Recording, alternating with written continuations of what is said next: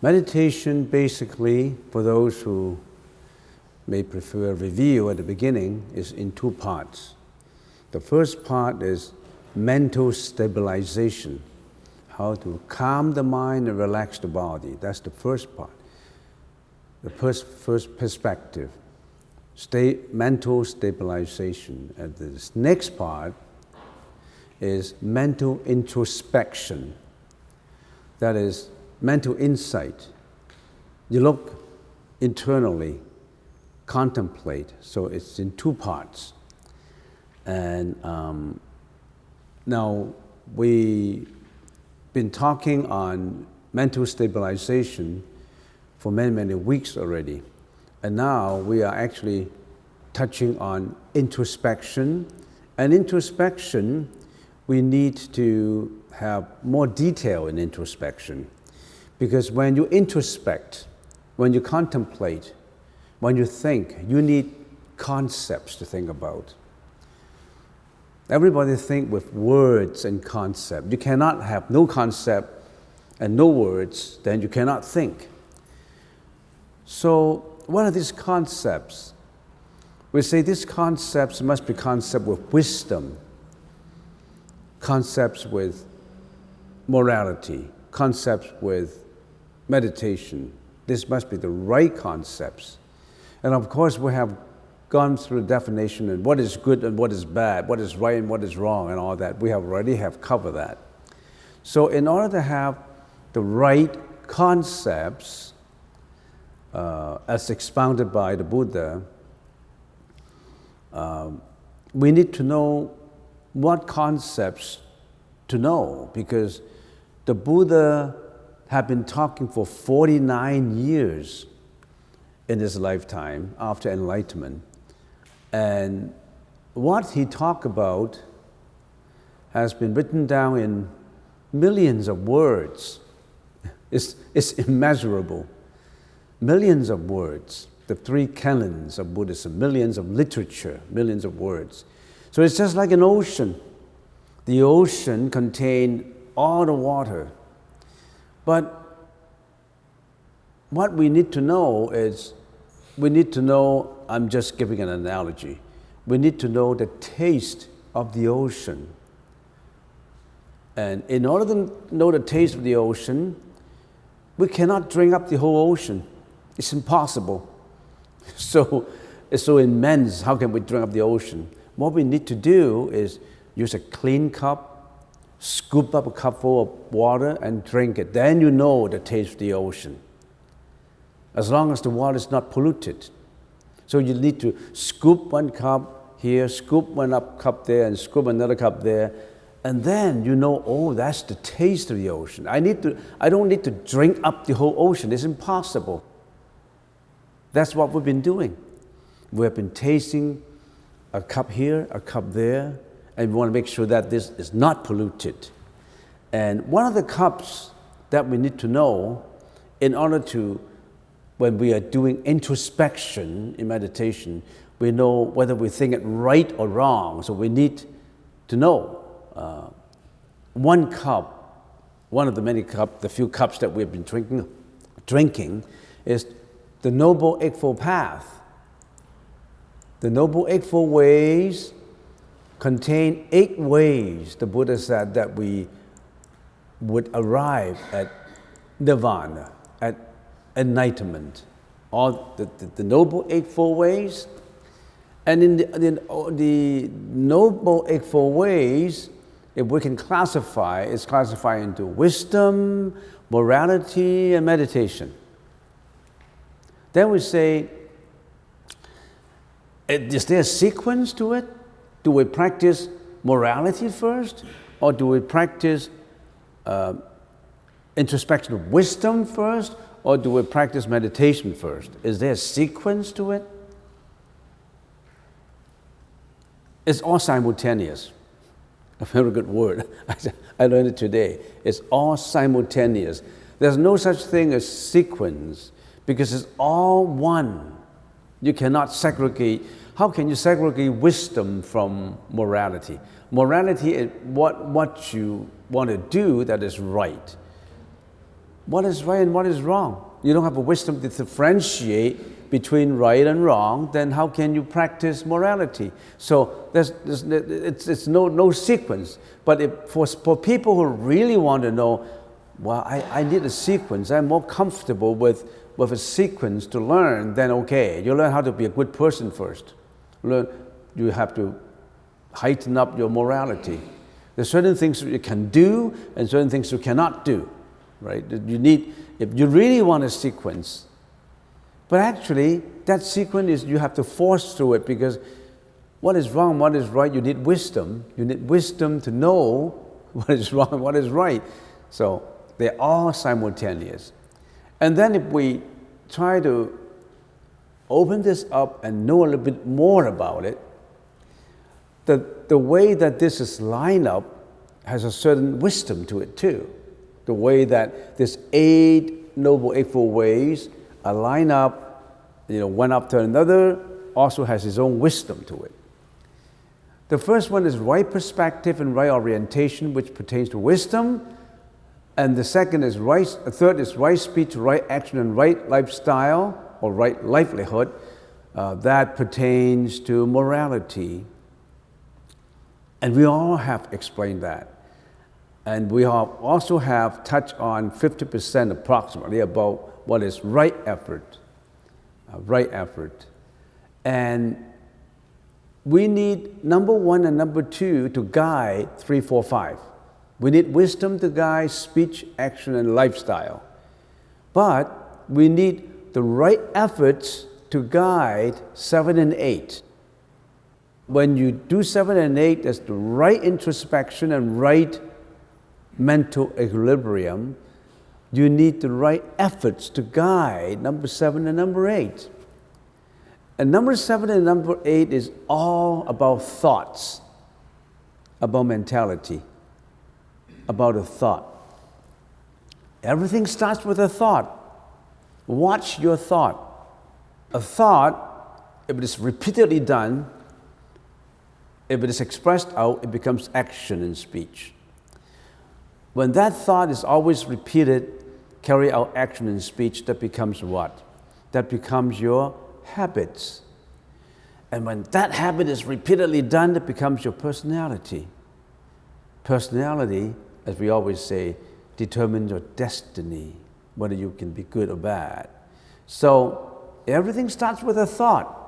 When we're learning at school, when we want to resolve problems, we resolve the problem at its root. The root is in the thought, not with the action. You cannot change the crime of a society without changing the mind of its citizens. You cannot just stop crime and eliminate crime, but they still do it because you haven't educated them from the root. In other words, you don't solve the basic problem. You have to go to the root to solve its basic problem. So number 6 is you have to use the right effort to apply to number 7 and number 8. And of course, we have spent quite a bit of time on right efforts. Right efforts contains 4 parts to it. Prevention, elimination. The next would be cultivation and maintenance. So prevention, elimination, cultivation, and maintenance. We already have explained that. Prevention and elimination is the passive side of it. Cultivation and maintenance is the active side of it. The example that we can give is, how do we prevent crime? How do we eliminate crime? But prevention and elimination is just to remove the unwholesome stuff, unwholesome things. But cultivation and maintenance is to encourage wholesome things. So it's just like in a school. Other than saying, you can't do this, you can't do that, this is the discipline, you need to know what you can do. You can spit on the floor, you can break any windows, but you have to practice, say, loving kindness, you don't break anything. So, in other words, other than preventing and elimination, you need to cultivate. You need to maintain the cultivation. So, everything that the Buddha was talking about has a logic. Not just passively prevent and eliminate, you have to actively cultivate and maintain. So, how do we prevent and eliminate unwholesome thoughts? And how do we cultivate and maintain wholesome thought? Becomes the crucial part in meditation. No need to talk about how do you cross your leg, how do you put where the hands are put, which place you go to, which video you look at. These are the basic things that we have to know. So, given that we know where the right efforts to be put, we say, last time we stopped at cultivation. We say, how do you cultivate states of mind, wholesome state of mind? We already have been talking about something about prevention of unwholesome states of mind, elimination of unwholesome states of mind, that is bad thoughts, right? We talk about preventing and eliminating bad thoughts, but how do we cause to arise wholesome thoughts? How do we maintain such a state of mind until we reach mental perfection? The Buddha suggested 7 ways to do this. And we call it the 7 ways to awakening. 7 ways to awakening. First one, introspection of attention. Second, investigation and interpretation of subjective experiences by introspection with the wisdom of the Dharma. The Dharma is what the Buddha's Dharma, the Buddha's teaching is the Dharma. 3, strengthening of the mano with the right efforts. 4, contentment of our mano or mano. 5, body and mind relaxation. 6, mental equilibrium. 7, entrance to the jhana. All these should be studied in detail. You see, the Buddha's teaching has to be studied repetitively so that you know the details, because when you are doing introspection, you need to be very familiar with the tools. These are the tools to do your introspection. It's just like a carpenter. If you have taken a carpentry course without going through the practice, okay, you have to do it this way, the nails should be put this way, the beams, the columns, all these to be put that way. But you need to do a few jobs. You need to repeat doing and doing and doing all these various carpentry techniques until you're all familiar with the techniques. Then you can use these techniques to do the meditation. A carpenter, if he wants to be a proficient, professional carpenter, needs to be repetitively doing his carpentry job until he comes to almost close to perfection. He needs to do it all the time. So all these concepts, not just about knowing it and that's it. We know all these concepts and you need to shelve it on the bookshelves and never look at them again. No. We've been studying Buddhism for many, many years. And I always bring out the basic to think, to ponder on it, to think about it, to get familiar with it. You can just, okay, one-time deal. I look at Google and all this is the 7 steps to awakening. I memorize all these words and then I'm okay. No.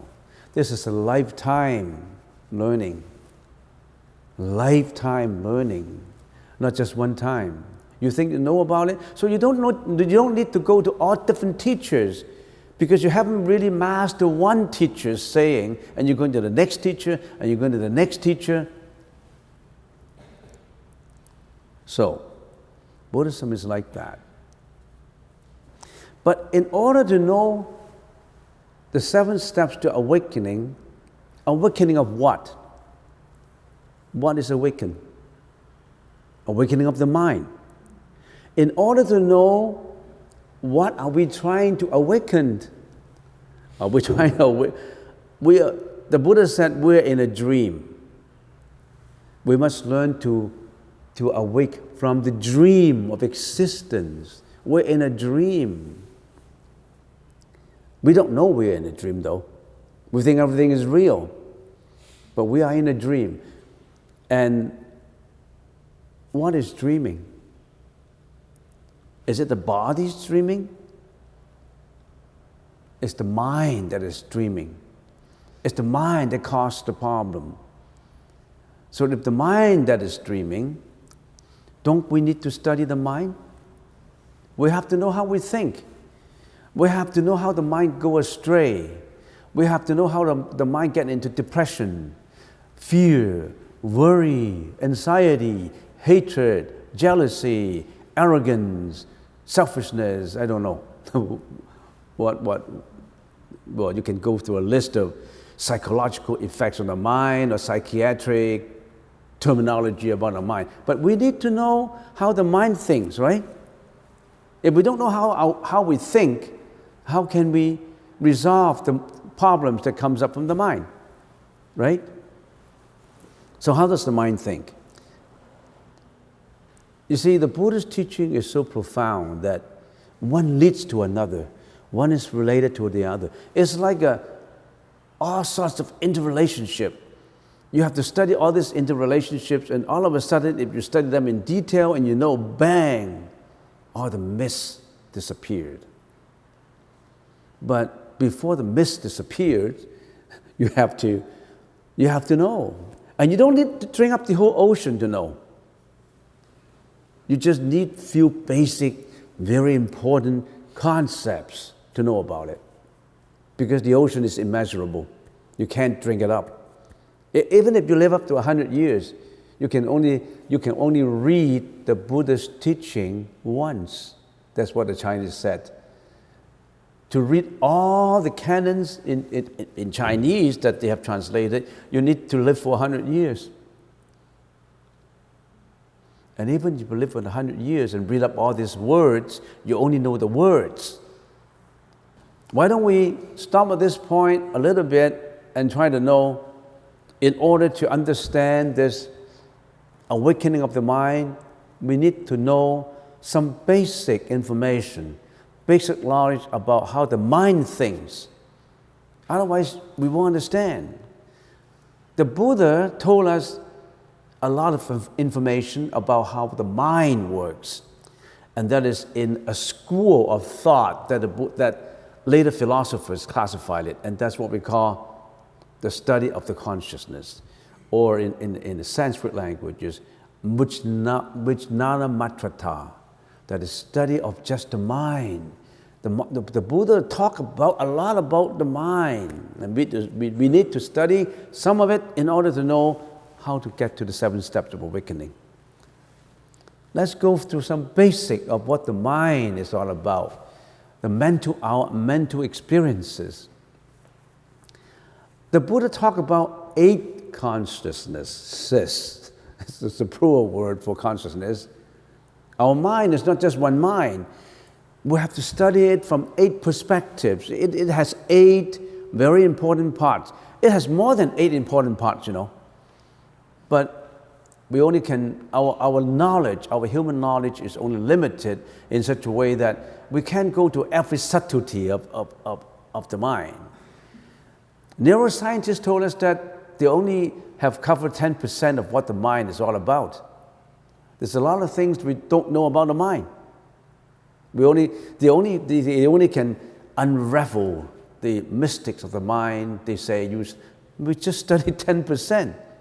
Okay, so let's go to what the Buddha was talking about the mind according to his own. Let's first get to the top first.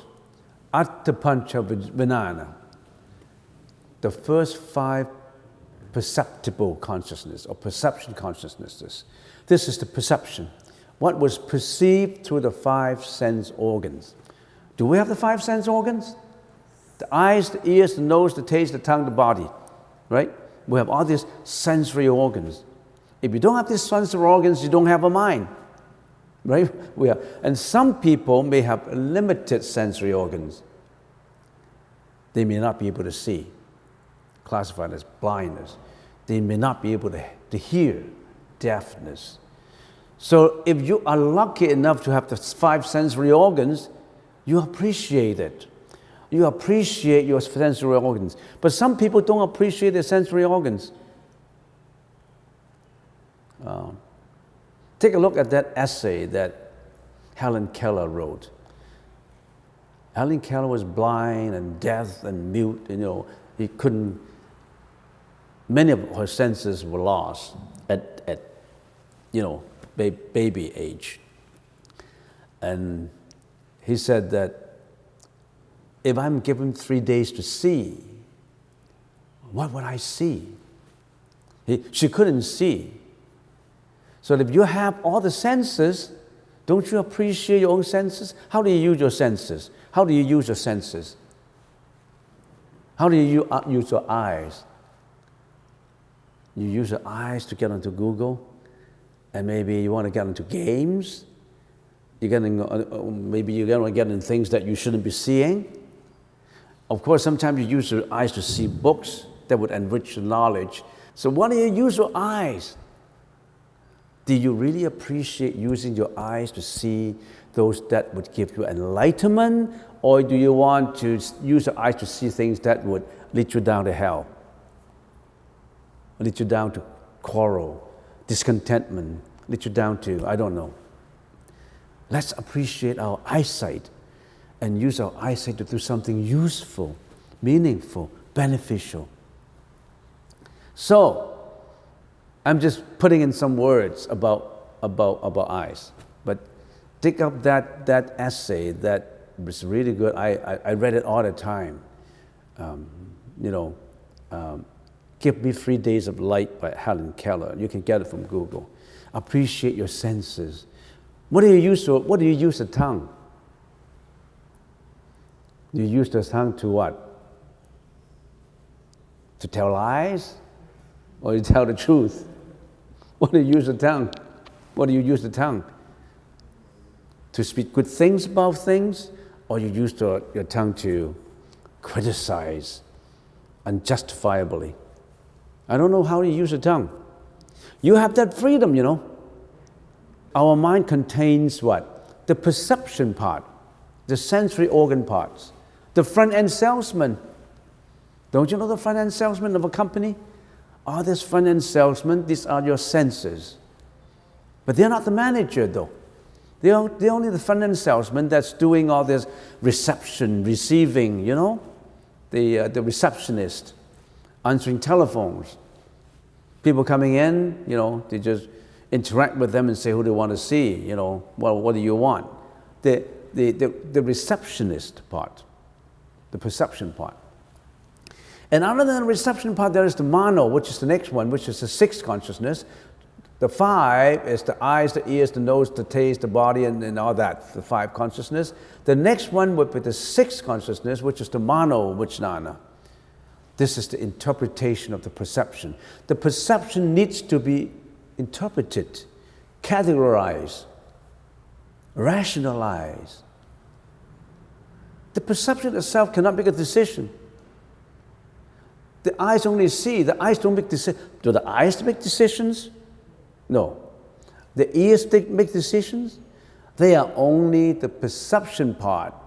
There is also the mano part, which is the what? The manager.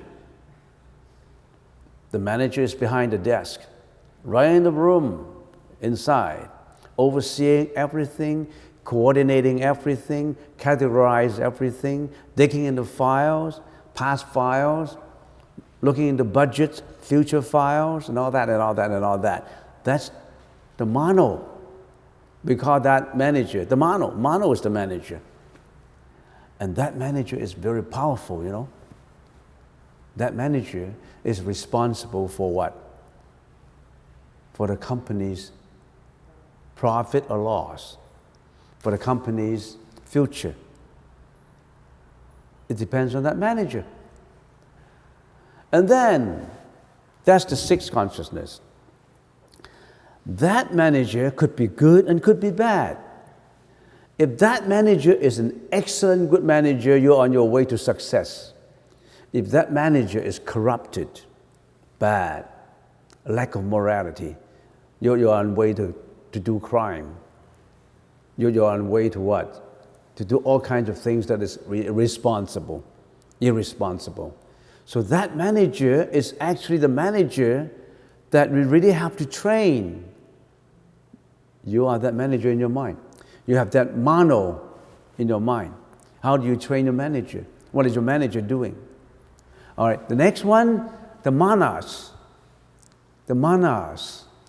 In the Pali language, I like that Pali word. You know, Pali and Sanskrit, they're quite close. In the Pali language, is chitta. Chitta means emotional, egoistic. So that manas is your self-centered existence. The manager himself is not exactly self-centered when you consider the whole company. It's only the board of directors that is self-centered. The board of directors, they don't care about anything except for the profit, for the shares. They don't care. As long as you give me good stock price, give me all the profit, I don't care how you do it. They only care about themselves, their ego. They don't care about anything in the world. They're not socially responsible. They only care for self-interest, self. That's your ego. That is in you. That's in me. You have that manas, vijnana in you that dominate you. That makes you angry, that makes you emotional, that makes you jealous, that makes you greedy, that makes you ignorant. Mano is just carrying out the duties. But mano is always dominated by manas. Just as, using the analogy, the manager is always dominated by the what? The board of directors. Because the manager is a hired staff. They can fire them, recruit another manager. So that's the manas vijnana. Okay, the next one is alaya vijnana, which is the eighth consciousness. That is the storehouse for all. What is the storehouse for all? That's the company's essence. And what is this? It's the whole structure of the company. That itself is invisible. That is the spirit of the company, the functionality of the company. Everything gets stored. Paying the staff, paying the manager, hiring the manager, firing the manager, reporting to the board of directors, that's a whole deal. That whole deal, there's no such person as the whole deal. That whole deal is all this add together, that becomes the whole deal. There's no such thing as what is that whole deal? The whole deal is all these pieces put together, that's the whole deal. And this all pieces put together is never forgetting. It's all recorded. If we can use an analogy, that whole deal is that financial statement. It contains all in there. But it contains the whole spirit. But you can't see the manager on the financial statement. You can't see the salesman on the financial statement. You can't see the files on the financial statement. You can only get the whole thing in one perspective. And that eighth consciousness is your unawakened self. That's you. You contain all this. I contain all that. In 8 parts. You have to know this. Otherwise, what's the point of give you bits and pieces if we don't think that way? Think about company. That's what see, the Buddha's teaching is very logical, very modern, very up to date. It depends on how you explain it. If you explain it using all these ancient terms, you don't really get to know it. You need modern terms to explain the Buddhist teaching, and the best is to lay it in this way that you can you can understand it better. I only have 15 minutes to go, and I plan to say a lot more, so I better close this and go into the next slide. Any question? No question? Okay, let's get to the next. It's very difficult to understand.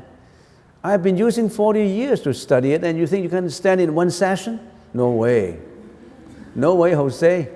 No way. Yeah, but you need to really think about it, and you need to be humbly thinking about it and say, no, this is not right, this is not. Empty your cup of bigotry so that you can receive more cup, you can receive more water. If you fill your cup of ideas all full up to the brim, you can't get any more water in. Empty your cup of your own ideas and getting more water in there, new water. Let's go on to the next slide. That makes it in a more detailed way. We have external environment, right? We have external environment. You are my external environment. And then this external environment can be classified into 5 categories: objects, sound, smell, taste, and touch, right? What are the objects? What are objects made up of? Objects are made up of molecules, protons, electrons, neutrons. All these are objects, right? Objects. Every one of these, my eyes can see object. And then there's another category of phenomena which is called sound. Sound is not object. Even though sound is made of frequency, it's not an object. How can sound be? You can see sound, right? And then smell, and then taste, and then touch. Touch is not just touching. Touch is the relationship among things that they are interacting with each other. Sometimes we call it tactility, the relationship of things working together. Those 5 elements make up of everything in the world. No exceptions. And why do we bring this external environment out? What are our senses?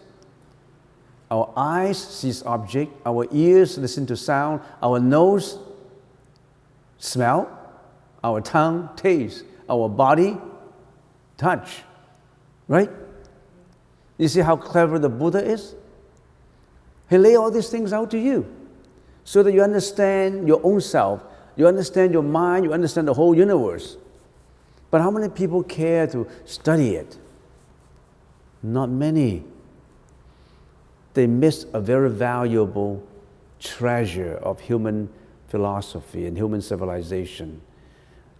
And this is what the Buddha talking about 2,600 years ago, long before the growth of psychology, philosophy. Next, this is the perception part, through the 5 sensory organs that we've been talking about. And then this will interact with what? Let's get into the next one, cognition part, which is the mano. Remember the perception is the five salesmen and sales lady? And then the mano is the manager that's behind it. Mano is the cognition part. Everybody has the cognitive process in you. When you are cognizing something, when you are listening to something, smelling something, seeing something, you're actually cognizing externalities, I always call it. And one very important thing that we have to know, the eyes, the ears, the nose, the tongue, and the body only what? Only cognize the present situation. Can my eyes see yesterday? My eyes cannot see the past, can you? Raise your hand if you say, I can see everything happened yesterday. No. You only remember. You don't see yesterday. Can you listen to yesterday's sound? Can you smell yesterday's hamburger, Beyond Burger, A&W? You can't, right? You can't see yesterday. You can't listen to yesterday. You can't smell yesterday. You can't taste yesterday, can you? All that images of the past belong to the function of mano, cognition, the manager. The salesmen are not allowed to see the past fires. Not just they're not allowed, they cannot see it. They only worry about the present customer that's in front of them. The mano can dig up archive files. Your mind also goes back to old files. So all images of the past, the remembrance, the recognition, is all done by the mano. So that's the reason why you can remember. That's the reason why you also worry about future. Because what? Because you did your budget. And in your budget, you have a lot of anxiety and worry and fear that you can't meet your budget. You can't meet your budget, you get fired. So all images of the past, the present, of course, the manager knows because the manager interacts with the sales lady and the salesman. So the manager is extremely powerful because he can remember, he can categorize, he can budget, he can do all kinds of things. Very powerful. That's the cognition part. You have that cognition part. And if the cognition works in the right way, that's what the psychologists call what? Cognitive consonance. If your cognition is not doing it in the right way, modern psychologists said cognitive dissonance. What are you doing? Do you do it in the right way or do it in the wrong way? Most of us is in cognitive dissonance. That's why we have crimes. That's why we have people who, always do bad things. That's what the Buddha was talking about. Next, let's get into the next one. The ego part, the manas. We have, of course, external environment. We have the past, the present, and the future images are also external to the mind, because the mind creates them. The manager creates them. They're external. And then all this add together, then we also, in our mind, will personalize everything. This is mine. This is me. This is my business. This is your business. I don't mind your business, but my business is important. And we are always egoistic because once we interact with the externalities, we personalize everything. Habitually, you don't have to learn to personalize. A small little kid already know how to personalize. This is mine. Don't take it away. This is my piece of cake. How can you take it away? You bully me. We all personalize, egotistically. And then all these add together becomes our body and mind, a delusive self in samsara. All this together becomes our body and mind living in a samsara. What is samsara? Samsara is a Sanskrit word. It means life and death. We're in life and death. We have reincarnation of life and death. Do you know that we are in reincarnation? You think we only have one life? We have previous lives too. As we always give the analogy, you are living in a hotel. Namely, that's your body. That body does not belong to you. That body has an unrenewable lease, a net lease.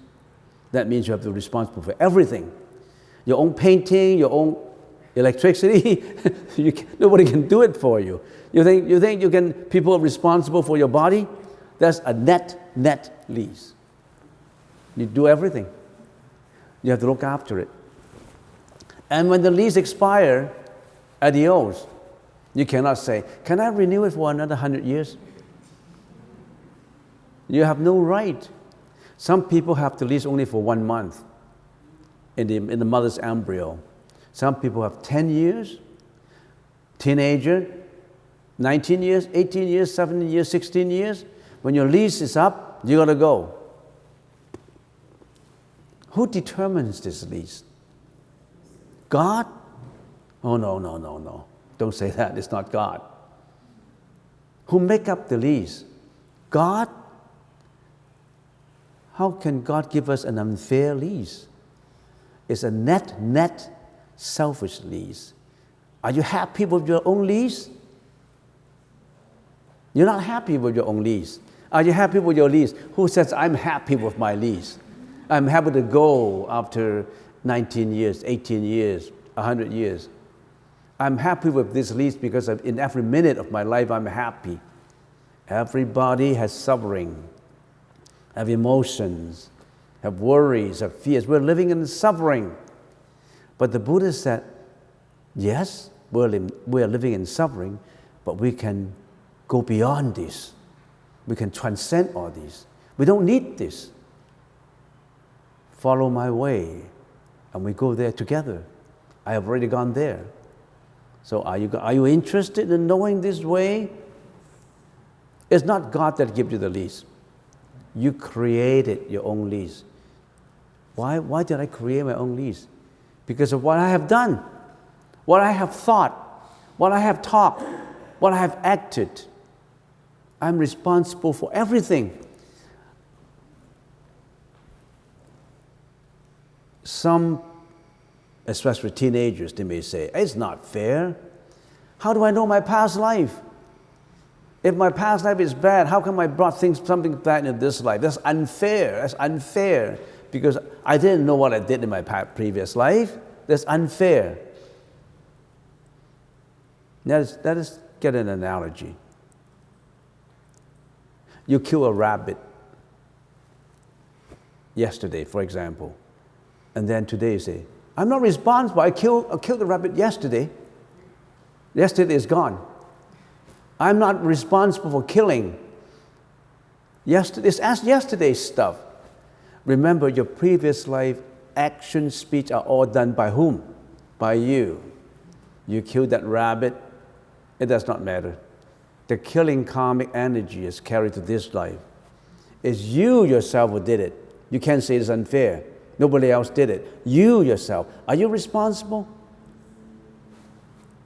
If you committed something that the school says, no, you're not allowed.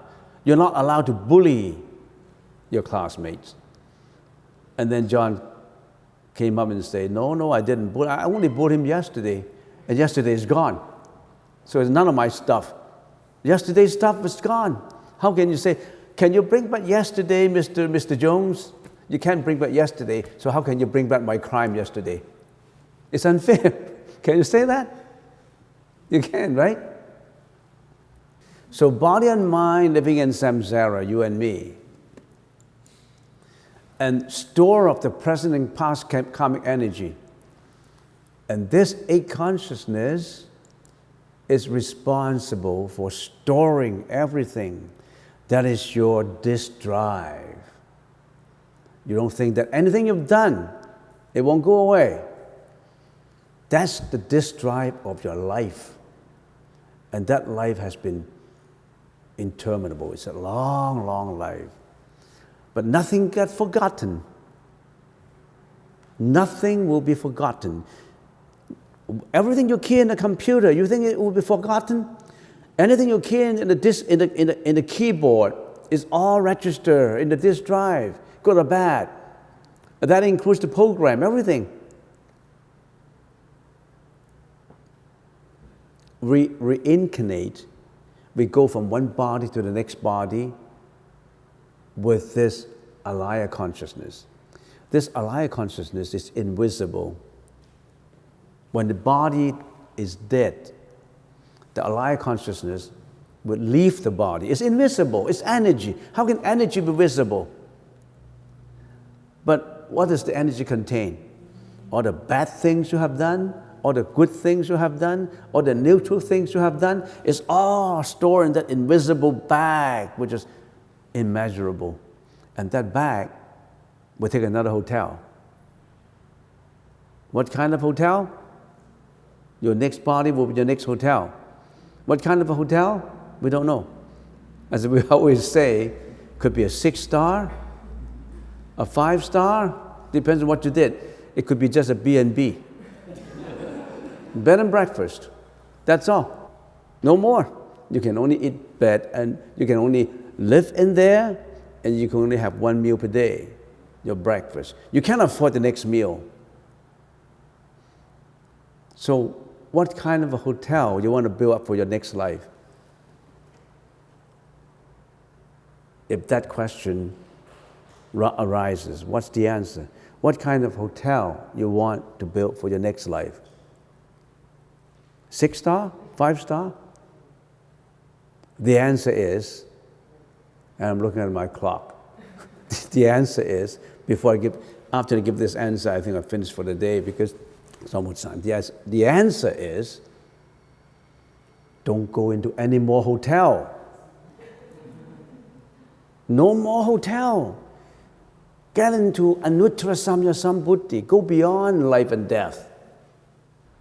If you roll into another hotel, there's no end to it.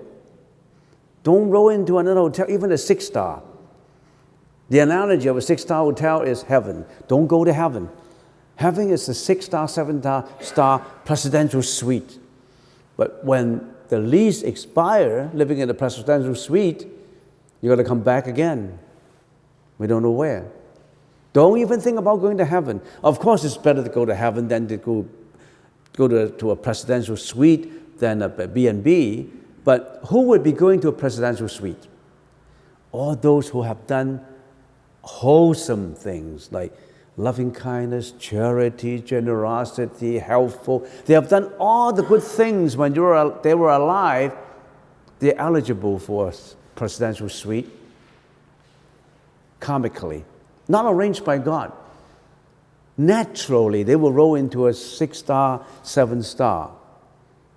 Naturally, if you've done all the bad things, you roll into not even a hotel.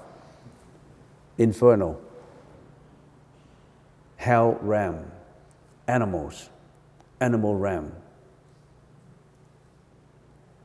That's the reason why we don't eat animals. They are future Buddhas.